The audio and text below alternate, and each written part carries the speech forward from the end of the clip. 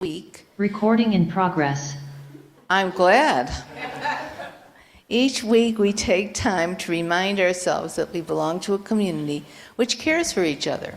The sharing of joys, sorrows, milestones is one way we can practice holding one another in community. We speak briefly what is in our hearts, sharing any significant joys or sorrows in our lives because there is power in sharing. We'll start with the folks in the room to give those on Zoom a chance to type joys and sorrows into the chat, and Kate will read those. So let's first look at our sorrows. Whatever you or the world may be holding that is in need of our healing and caring thoughts. Are there any sorrows that people would like to share this morning in the room? Good morning, no, good afternoon. My name is Jan, and Dee Dee already mentioned this, but I got an email from Annie Morse this morning saying her sister died this morning. So hold her in your thoughts, please. Thank you. Well, any more sorrows? Don, you have a sorrow. Don, come on. You're going to give your sorrow. You. Oh, this time. I'm sorry that Trump didn't immediately go to prison. I've been a Unitarian Universalist for 61 years, starting no longer than that, starting in 1961.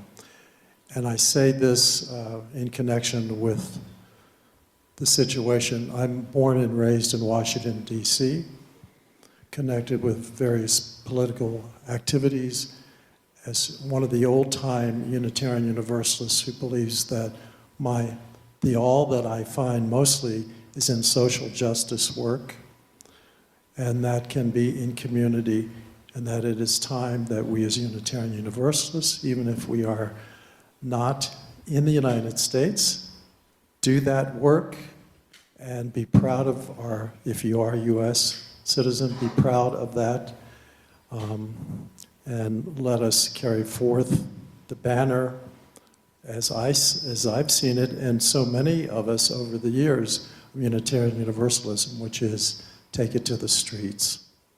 Thank you. Thank you.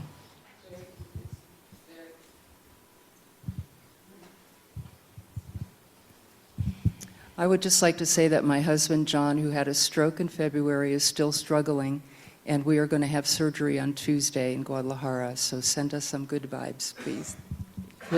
Good vibes.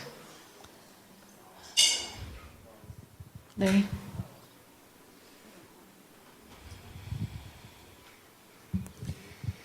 Next month, I'm going to have my 4th skin cancer surgery. This one will be pretty disfiguring. So a little reminder, wear your bloqueador. We're sorry. And for grace to adjust to the feelings that will come with being somewhat disfigured. We'll all support you.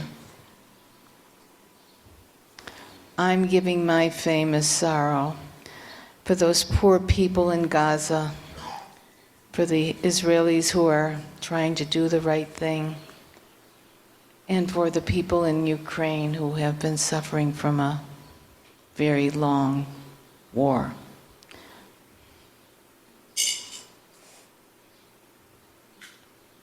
Any other sorrows? And I have a sorrow, I'm Phil Posner, I have a sorrow for the millions of people in India. We think it's hot, there is like 120. And I pray for their courage and strength to endure what's going on with this incredible thing called climate change.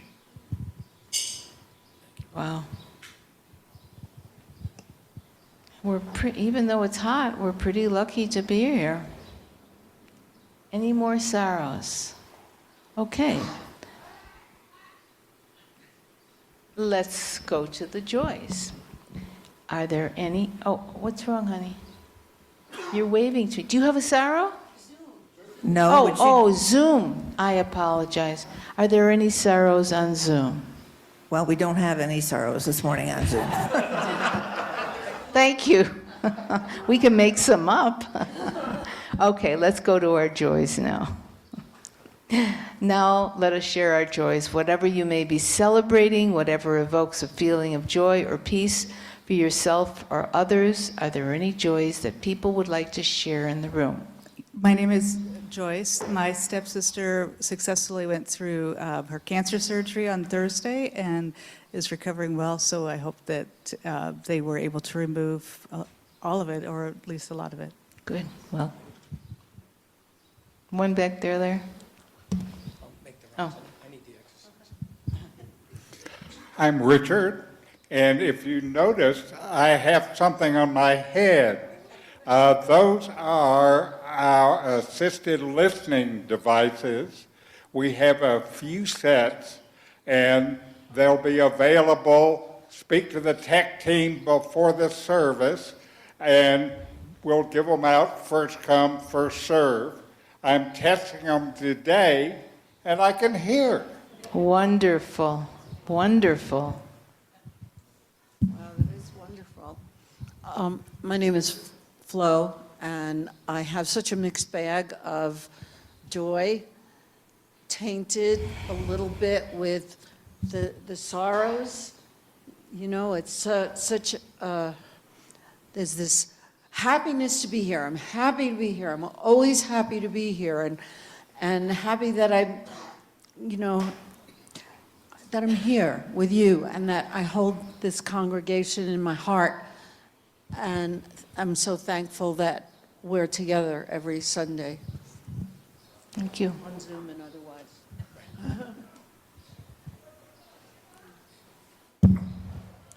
Hi, I'm David Hudnall. I had the marvelous opportunity to go visit with Sue Kelly on Thursday. Oh. And she had a stroke about 2 months ago, myasthenia, that affected the right side of her body. Well, she's made tremendous progress. And she's got most of the use in her right hand back. She's able to stand again on her right leg. And so the next little piece that she's going to be working on with a therapist is to get her right leg so that she can walk again. But she's come a long way. How is her speech? Well, her speech wasn't affected, Oh, good. luckily. Okay. And so she's as sharp as all get out. Sharp as it. You know, but she's been kind of down a little bit by being confined to bed, but now she can get out. Good. Wow, great. There's one back there.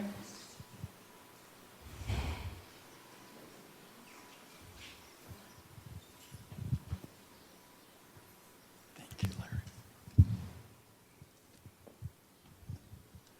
I'm David. Guilty Yay! on all 34 counts.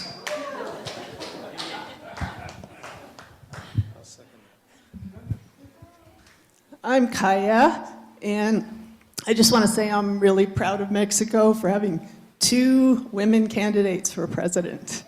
We'll see what happens, but you know. It's today. Today they're voting. We'll find out. I understand we'll find out by tonight. And I'm going to add a little something because I'm still trying to get my citizenship. But I sure hope that the winner takes on the issue of environmental concerns here, because we have so much sun and we have so much wind, and why can't we capture it? And our water situation. And so I hope that she addresses this. I also want her to address the crime and the corruption and da-da-da-da-da. So, but big job for her. Any more joys?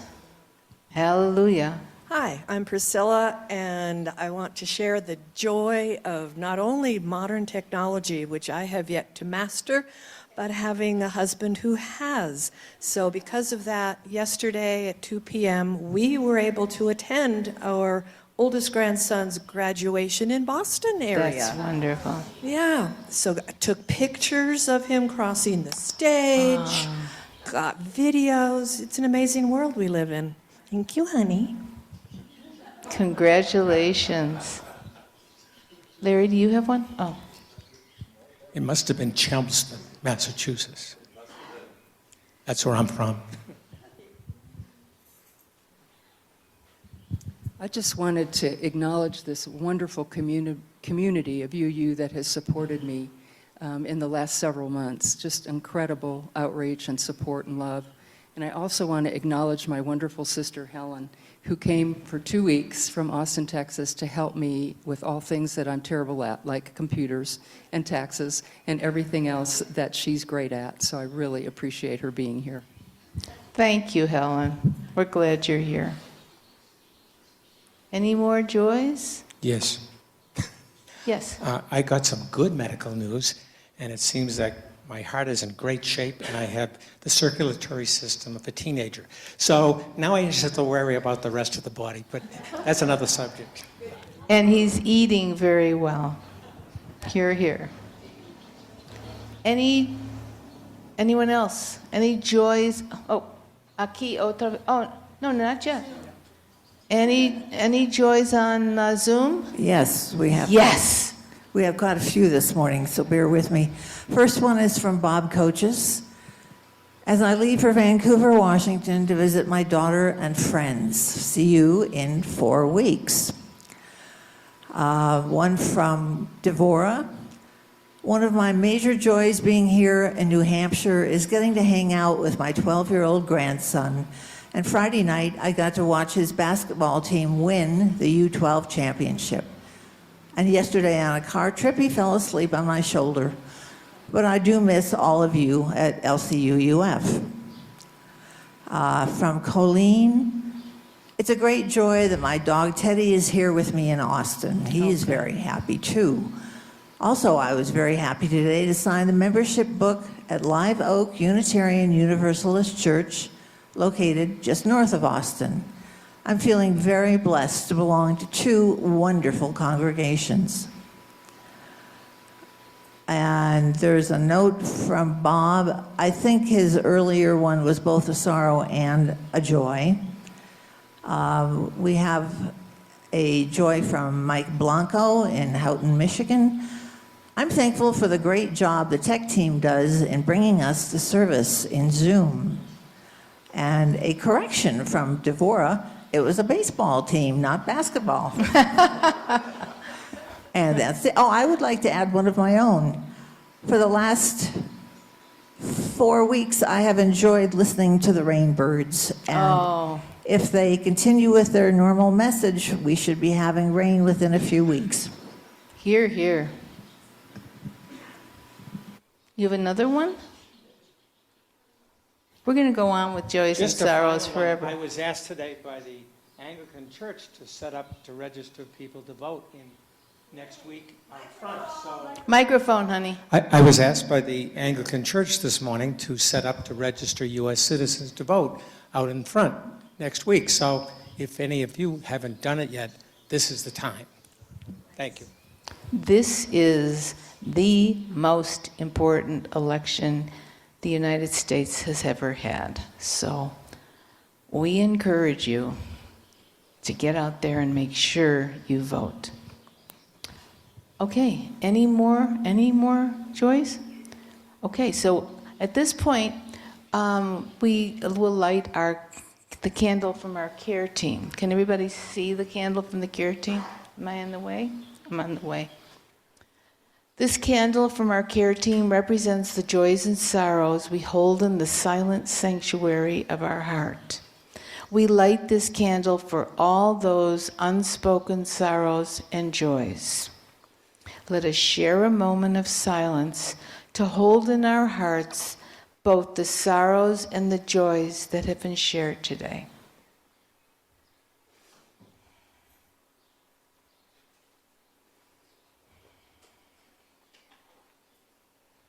Our opening hymn is "With Joy We Claim the Growing Light." Please rise in body or in spirit and join us in singing.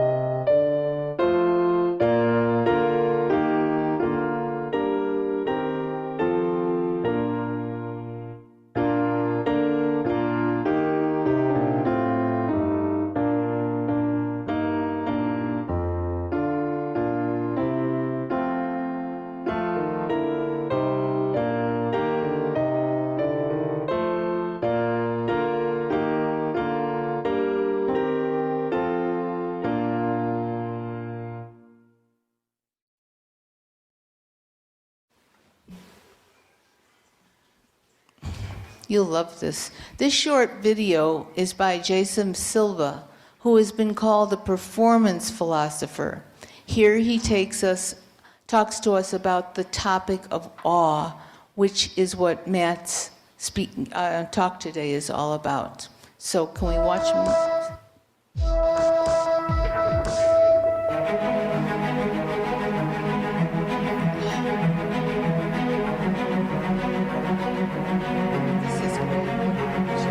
I think a lot about the contrast between banality and wonder, between disengagement and radiant ecstasy, between being unaffected by the here and now and being absolutely ravished emotionally by it. And I think one of the problems for human beings is mental habits. Once we create a comfort zone, we rarely step outside of that comfort zone. But the consequence of that is a phenomenon known as hedonic adaptation.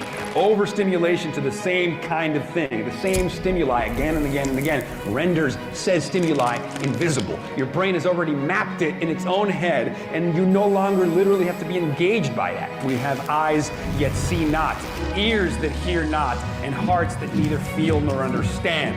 There's a great book called The Wondering Brain that says that one of the ways that we elicit wonder is by scrambling the self temporarily so that the world can seep in. You know, Henry Miller says even a blade of grass, when given proper attention, becomes an infinitely magnificent world in itself, you know. Darwin said attention, if sudden and close, graduates into surprise, and this into astonishment, and this into stupefied amazement. That's what rapture is. That's what illumination is. That's what that sort of infinite comprehending awe that human beings love so much. And so how do we do that? How do we mess with our perceptual apparatus in order to have the kind of emotional and aesthetic experience from life that we render most meaningful? Because we all know those moments are there. Those are the moments that would make final cut. Only in these moments we experience afresh the hardly bearable ecstasy of direct energy exploding on our nerve endings. This is the rhapsodic, ecstatic bursting forth of awe that expands our perceptual parameters beyond all previous limits, and we literally have to reconfigure our mental models of the world in order to assimilate the beauty of that download. That is what it means to be inspired. The Greek root of the term means to breathe in, to take it in. We fit the universe through our brains and it comes out in the form of nothing less than poetry. We have a responsibility to awe.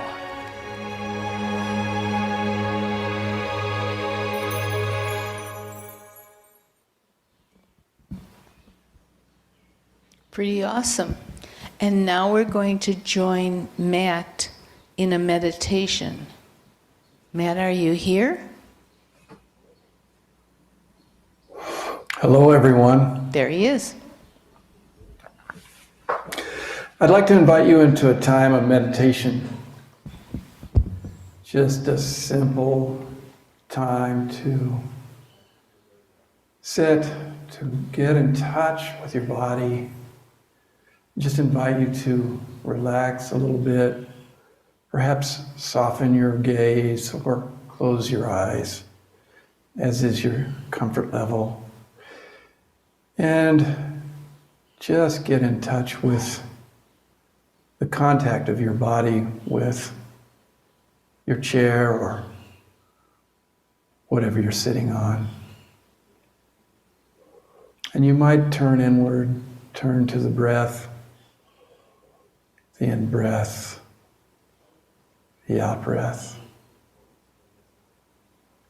the in-breath, the out-breath. Just follow your breath. And as the mind wanders off, that's okay. Just bring it back to the breath.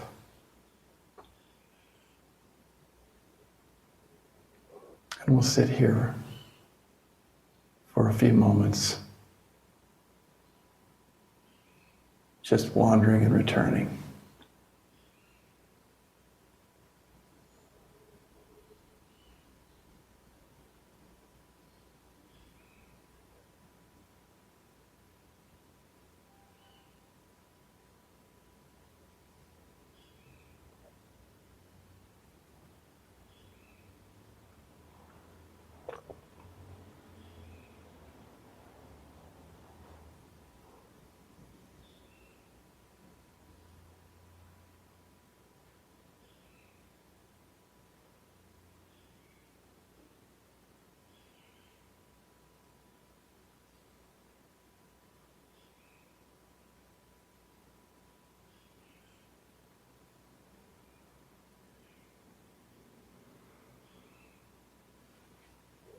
And let us return now to this time and this space to be together with each other again.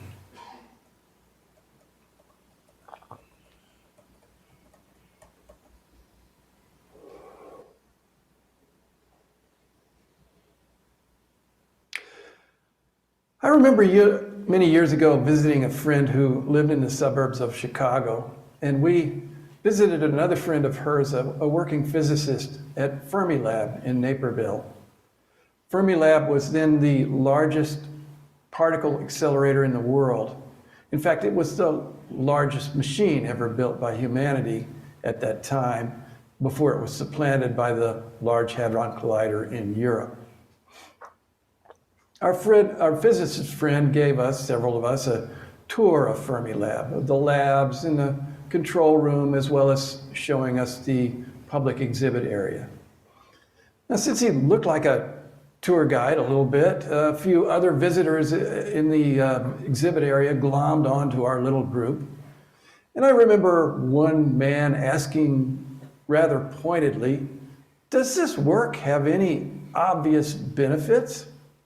Why should we be spending taxpayer money on this if it doesn't have obvious benefits?" Our physicist friend, not being a PR hack, stammered some unsatisfying answer. The man's question sat with me for a long time as I struggled to comprehend his, I thought, rather small-minded point of view. At first, I pondered that this man had no sense of vision, no sense of future possibility. As a counterpoint, I recalled the famous story about Benjamin Franklin. When Franklin was in France, he was among a crowd of over 100,000 people watching the first balloon ascent in the summer of 1783. And someone posed what was described as the inevitable conservative question: what good is it? Franklin, himself a researcher and inventor, responded, "What good is a newborn baby?" But then I pondered that maybe this man's problem wasn't a lack of vision, that there might be something more fundamental going on in his worldview, that what he lacked was a sense of awe. It's not that this man was awful, but rather that he was aweless, incapable of feeling awe, which might be worse. So what is awe? What kind of emotion is it? Is awe universal, shared by everyone, or is it culturally determined? Early thinkers tended to label awe as a religious emotion, very closely related to fear, that we would tremble in awe, in fear before a powerful God. The word awful gets at this kind of sentiment. But awe might not be like that. Scientists Alan S. Cohen and Dagner Keltner developed a way to measure and map emotions. The way they did this is that they gathered over 2,000 short videos off of the internet, each 5 to 10 seconds long, that may sort of showed particular emotions. They weren't particularly concerned at this point in what emotions they showed. What they did is they recruited a large number of volunteers to view these videos and name the emotions that they felt. Obviously, not everyone described the videos in the same way. So from that data and some pretty clever factor analysis, the researchers came up with 27 key emotions. And they created a map showing the relationship of these emotions. And I'm going to try to show this now. Let's see if I can pull this off.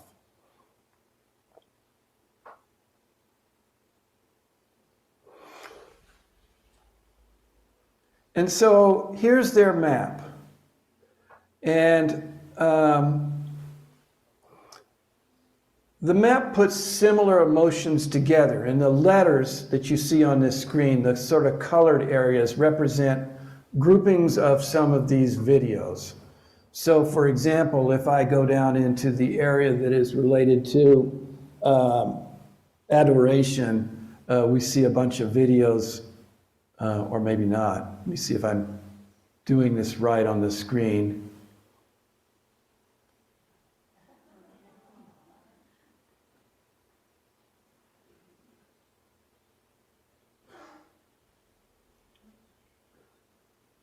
Or this area is a bunch of videos that are interesting. Interest as an emotion. And here, over here is awe. This is a video on the back of a bird flying through wilderness. Or a guy doing a weird trick, amazing trick with a cucumber. Athletic pursuits, swimming with the whales, a fireball in the middle of the night, among others. But one of the things that they found out is that awe is not simply a kind of fear. It turns out that when we look at the map, we find that fear and anxiety are up over in this other corner here, far away from awe. A lot of these videos tended to be related to fear of heights. Or, yes. So you get the idea. Awe may be more fundamental than simply fear. So let me go back to me, and I'm hoping I'm getting there.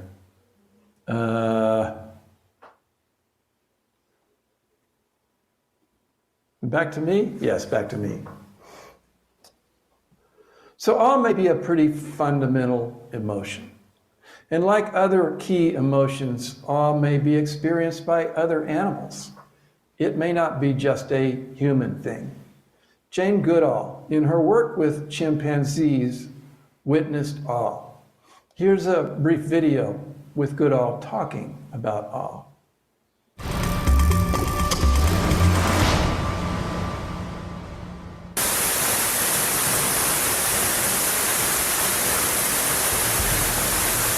When the chimpanzees approach, they hear this roaring sound, and you see the hair stand a little on end, and then they move a bit quicker. And when they get here, they'll rhythmically sway often upright, picking up big rocks and throwing them for maybe 10 minutes. Sometimes climbing up the vines at the side and swinging out into the spray. And they're right down in the water, which normally they avoid. Afterwards, you'll see them sitting on a rock, actually in the stream, looking up, watching the water with their eyes as it falls down, and then watching it going away. I can't help feeling that this waterfall display or dance is perhaps triggered by feelings of awe, wonder that we feel. The chimpanzee's brain is so like ours. They have emotions that are clearly similar to or the same as those that we call happiness, sadness, fear, despair, and so forth. Incredible intellectual abilities that we used to think unique to us. So why wouldn't they also have feelings of some kind of spirituality, which is really being amazed at things outside yourself?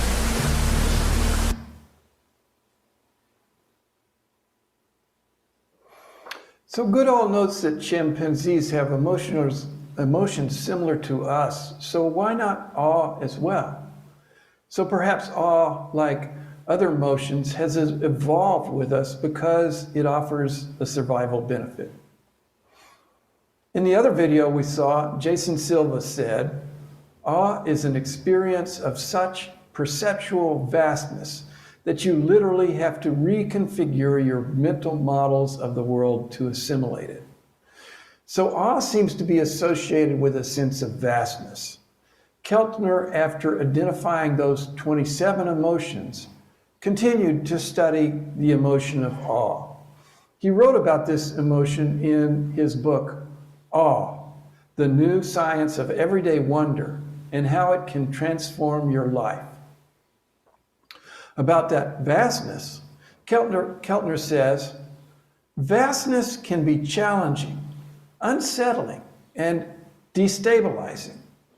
In awe, we go in search of new forms of understanding. Awe is about our relation to the vast mysteries of life. So Keltner tried to understand how people experienced this vastness. In one of his studies, he had an associate ask participants to draw pictures of themselves on a sheet of graph paper. For the experimental condition, this associate approached people at a lookout point over Yosemite Valley with that majestic view of El Capitan. For the control condition, she approached people at Fisherman's Wharf in San Francisco, a popular tourist destination. The self-portraits drawn at Yosemite were invariably smaller than the ones at Fisherman's Wharf. So here you see A is a picture of Fisherman's Wharf, and C below it is a typical drawing of somebody made there with me. And B is that view of El Capitan, and D is the drawing down at the bottom of that somebody made of themselves. So notice the size of those human figures. People seem to unconsciously grasp that sense of vastness, that sense of feeling small in a grand place like Yosemite. Now, having been to Yosemite myself, I could understand this sense of awe. I could easily be drawn into that experience, and I yearned to return to it. Later on, Keltner began to study what kind of events were awesome, what kind of things brought out that emotion of awe. His list of things that brought on awe may not be surprising to you. Often awe comes from what he calls moral beauty. That is, other people's courage or kindness or overcoming adversity. Also, awe shows up in situations of collective effervescence, when people are celebrating together. Awe also arises in encounters with nature, music, art, and visual design.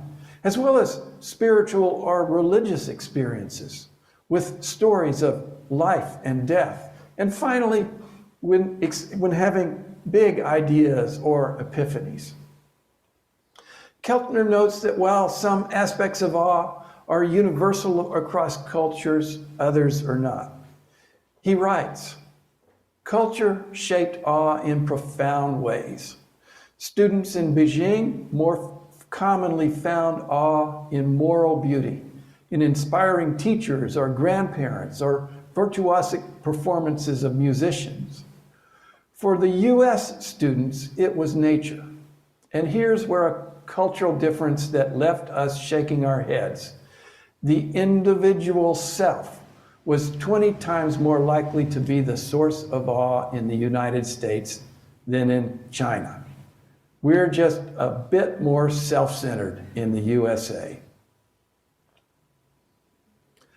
Now, while awe may be largely seen as a positive emotion, it may have negative aspects as well. Some, for example, have suggested that awe is just an emotion for the privileged. After all, many of the things that expose us to awe, things like travel, or educational discovery, or viewing art, or attending musical events, these things require money, or connections, or access. So it might seem that you have to be at least somewhat well off to access awe. But Keltner claims that the opposite is true. He says, and I quote, "Wealth comes with a sense of transactionalism, which is counter to the expansiveness of awe. Wealth tends to amplify your sense of self-interest. The wealthier I get, the more individualistic I become, the more I'm aware of my own desires and interests. Because wealth makes you more solitary, more inclined to spend time on your own, you're less likely to share feelings of awe. Here's yet another reason why our culture is struggling, why economic inequality is such a problem." End quote. And also, can awe be dangerous? The kind of awe that arises from group events like music concerts or large religious gatherings can be powerful. I think many of us have fond memories of huge concerts full of energy, physically powerful, everyone on their feet singing, dancing. It is awesome. You feel like you're part of something larger than yourself. And yet, could the same be said of a Trump rally or some of the rallies in Germany in the 1930s? But Keltner differs on this. He says, "When I look at Trump rallies, I don't see awe. I see rage." He notes that while being in an enraged crowd may be awesome, awe and rage are no more connected than awe and fear, or awe and love, or compassion. But we do need to better understand emotions like rage and how it can be manipulated by charismatic people. As I worked on this sermon, I reflected on many of the things I've done in my life that bring me satisfaction and pleasure. And I realized that many of these were, well, awesome. And I often seek out things that bring me awe. Here are some examples. Among the first things that I look for in the newspaper every morning are those feel-good human interest stories. Stories about someone helping a stranger, maybe recovering a lost pet, or making their neighborhood a kinder and more just place. This is my antidote for the rest of the headlines. These feel-good stories are examples of what Keltner calls moral beauty. He notes that when we witness other people's kindness or courage, strength or overcoming, we are often moved to awe. And in fact, this is the most common source of awe. Or consider my most favorite pastime, hiking. I delight when the trail opens up to some magnificent vista, like here, Lake Chapala. But even if the trail doesn't offer such viewpoints, just being surrounded by nature in its beauty and rich complexity can provide a feeling of awe. And there is a profound awe that comes from being part of some grand organization, some movement, especially when it is about making art and beauty. I fondly remember times when I was able to sing as part of a huge choir at a large UU congregation I attended in Colorado.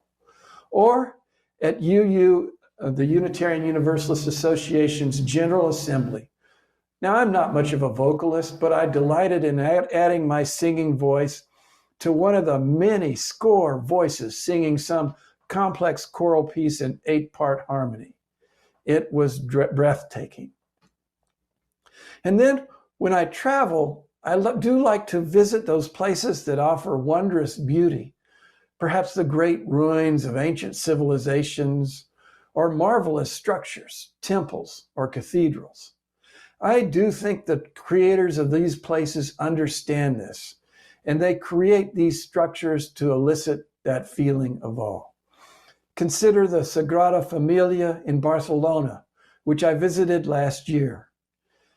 It is important to remember that this edifice is not a cathedral by the definition of the Catholic Church, but an ordinary parish church. But it is still awesome in its architectural design and the artwork within. I, like many visitors, was awestruck by the monumental size of this yet uncompleted place, and yet it is still a church. It took me some time, but I was finally able to find the sanctuary where they were in fact holding a religious service. It was in the basement. I saw it through the window. But for me, the largest fount of awe is in learning new things. I especially love the exploration of those most foundational questions. Who are we? Where do we come from? Why are we here? In another lifetime, I would have loved to have been a researcher, a scientist perhaps, exploring the limits of what we know. But I am content to be in this world, on the second line, learning about new ideas from others, from researchers, and then at times sharing that wisdom with others. So, for example, I hope you will tolerate my discussion of quantum mechanics later this month. I can't think of anything more awe-inspiring than learning about such foundational topics. So here are some of the things I've encountered that brought me into awe. Or more truthfully, things that I seek out in my search for awe and its feelings of vastness and transcendence. Keltner writes, but what is the end of awe, its unifying purpose? Here is my answer, he says. Awe integrates us into the systems of life, communities, collectives, the natural environment, and forms of culture such as music, art, religion, and our mind's efforts to make sense of all of its web of ideas. The epiphany of awe is that its experience connects our individual selves with the vast sources of life. In awe, we understand that we are part of many things that are much larger than the self. End quote. So awe seems to be one of the many gifts of our evolution as a species. Awe, it seems, helps unite us, bring us together with other people. After all, our superpower as a species is that we are able to work together to accomplish far more than we would be able to accomplish individually. Many of the things that make us human, our use of language, our big brains, and yes, emotions like awe, are in service of helping us work together. So for me, my craving for the experience of awe has been a blessing, By searching for awe, I have unwittingly, without forethought, found a kind of a moral compass whose needle directs me towards living a more virtuous life, a life filled with purpose. I know that when I encounter something awesome, it usually guides me to be in service with others. In fact, with all of humanity. That sense of vastness which awe brings reminds me that there is something bigger, luminous, and as yet mysterious, which I am part of. I hope the same is true for you. I'm not quite sure I'd say, as Silva said in that video, that we have a responsibility to awe. But I do think that paying attention to awe can be beneficial, even life-changing. May you pay attention to when awe appears in your life. And then, more importantly, seek out awe in your own life. Welcome awe as a guide, as a compass, which can point you toward a good life, as one person among many people living in a vast but awesome and beautiful universe. May it be so.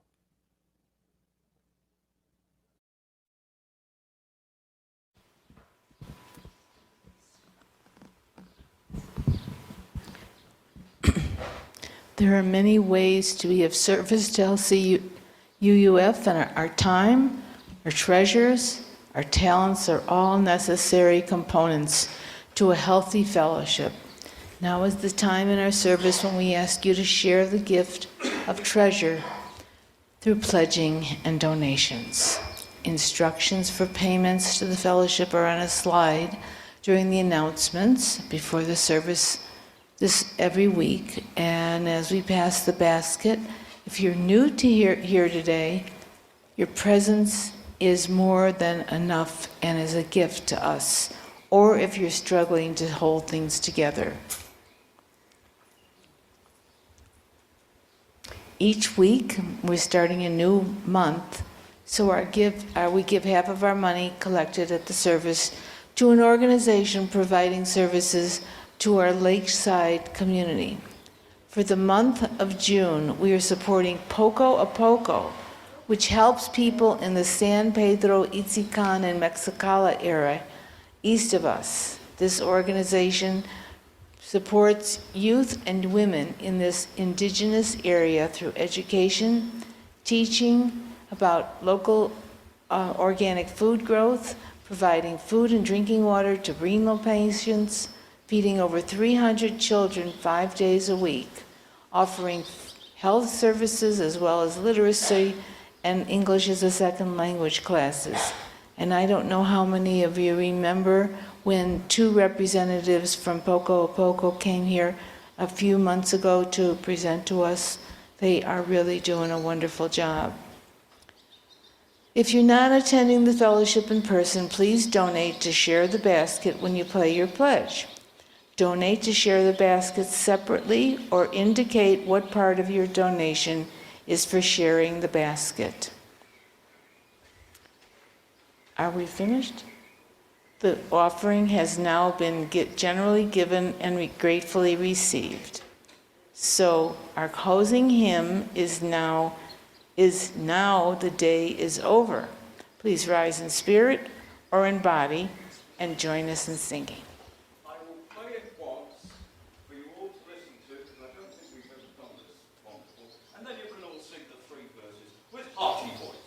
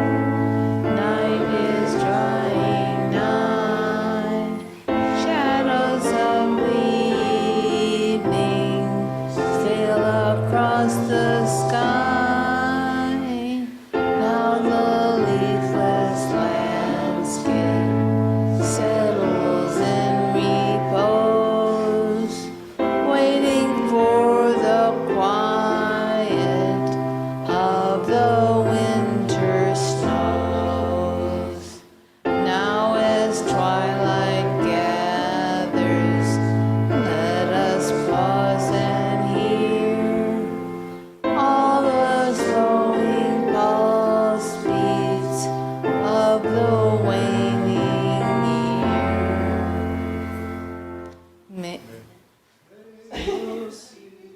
Since right. May the sea rhythms slow and strong and deep soothe the mind and spirit, lulling us to sleep. Sleep until the rising of another spring. Keep the ancient promise, fall and winter bring. Yay.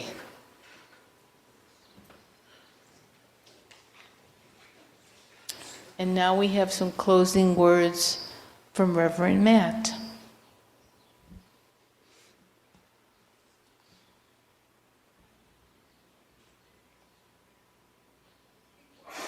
As closing words, I offer a quote from Rachel Carlson, whose book Silent Spring launched the environmental movement in the USA.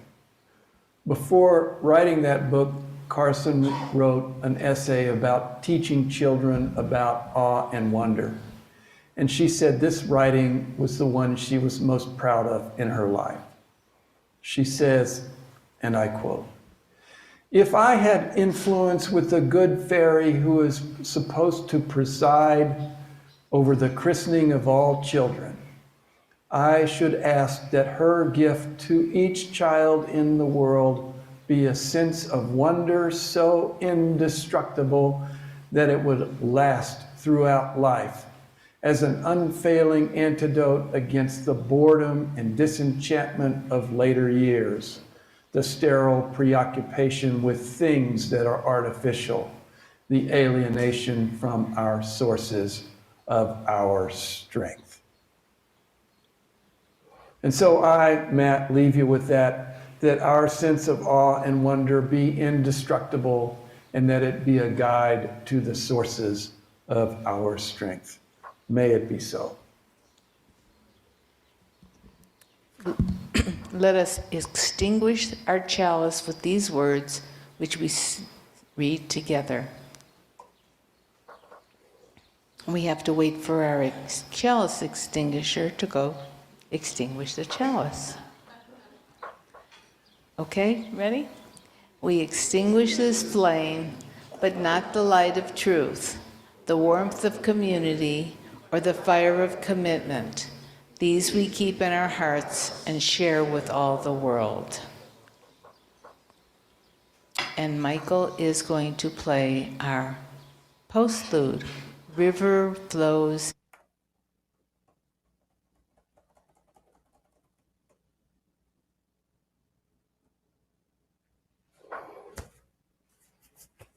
River flows in you, and it is one of the, it has become a very, very popular New Age, and is like the prelude that I did, a little bit meditative in its genre. River flows in you.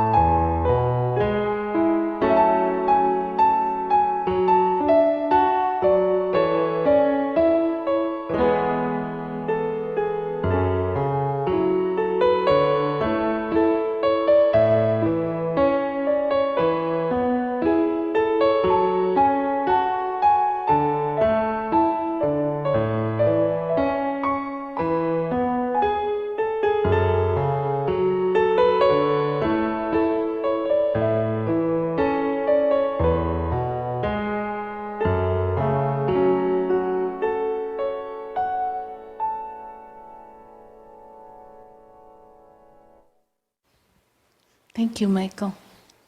Our worship is over. Our service begins. Go in peace and with a purpose. Thank you, everyone. And let's hope next week is a little cooler in here. If you wish to stay around for a discussion, please unmute. And if you'd like, turn on your video.